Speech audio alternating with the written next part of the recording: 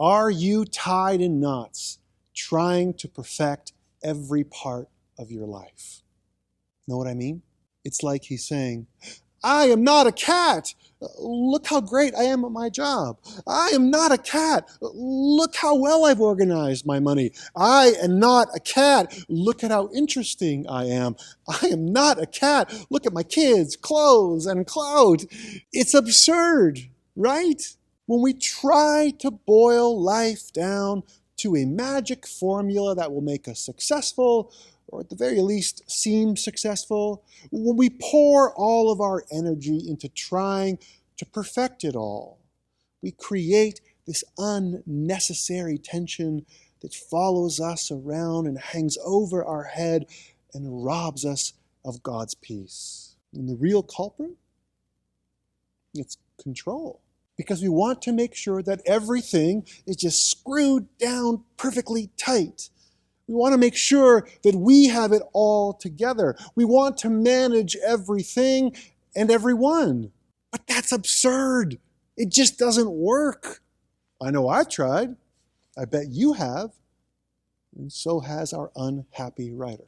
So, whether you're kept up at night by your own injustices or the injustices of others, thank God that no one gets what they deserve. Do you really want to start keeping score? Do you really want to roll out the record books, search history, or security tape of your life? Do you really want to start comparing? I don't.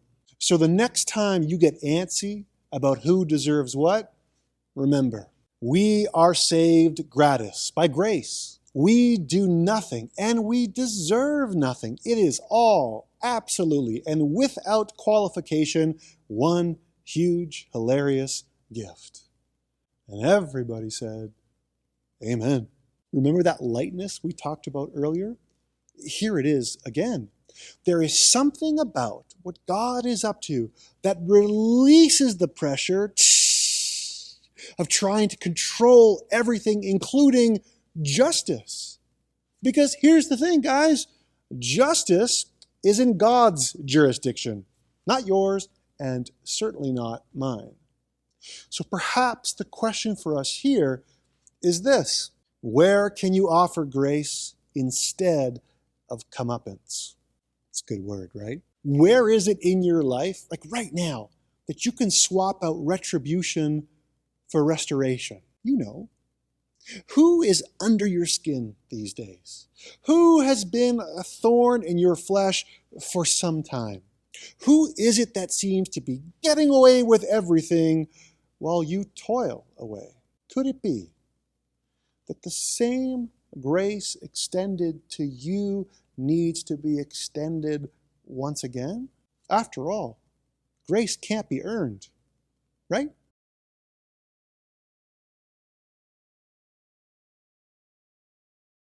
Let's make note of what the Bible never promises. The Bible never promises good health, financial prosperity, and happiness. Plus, it doesn't tie faith and righteousness to those things in a simplistic way. Now, it's true that living life in the way of Jesus is the better way, and that God's blessing can include good health, financial prosperity, and happiness. But what is untrue, however, is that a faithful and obedient person will only and ever possess such things and can somehow avoid illness, disaster, and death if she or he can just play their spiritual cards right. Isn't that just another power play? Another way to control the situation so that we can get what we want out of it? Or maybe is this an attempt to actually control God? Plus, when we buy in to that half-baked theology, we insult every Christian throughout the past 2,000 years who have known illness, poverty, and misery. So what our writer is missing here, as he unhappily lumps us all together and says all that we really have in common is that we're going to die, is this: what is God up to? What does God want? What is God able to do? And what is it that God hopes for you and for your life? Think about it. God is much more concerned to make us holy and to shape us into the image of Christ than He is to make us happy, rich, and healthy. And what does that mean? It means that God cares more about you being whole than anything else.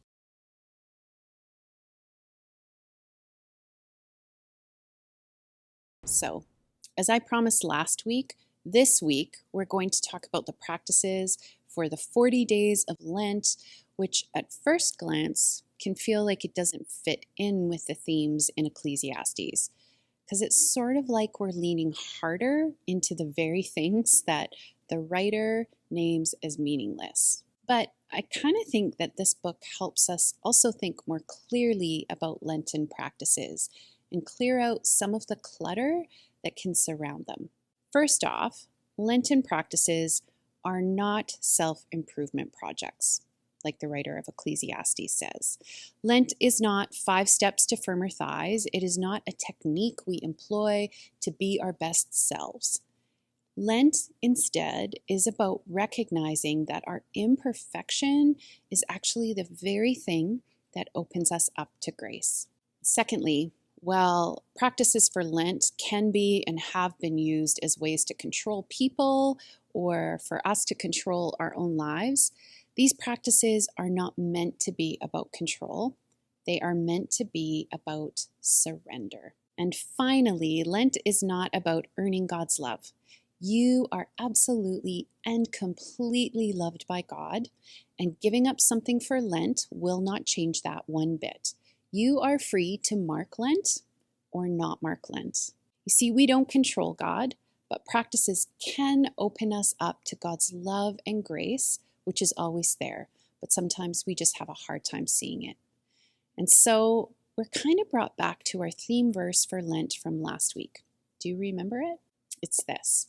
This is what the sovereign Lord, the Holy One of Israel, says. Only in returning to me and resting in me will you be saved. In quietness and confidence is your strength.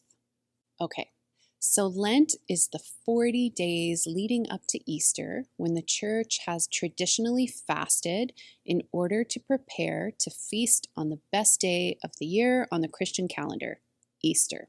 Lent is also a way that we enter into and tell the story of the life, death, and resurrection of Jesus. But it isn't just about an outward observance. It is, at its heart, about returning to God, like Isaiah 30 says. So the question is not just, what will I give up this Lent, but what will allow me to return to God with my whole heart? It is about giving up lesser things for the sake of something greater.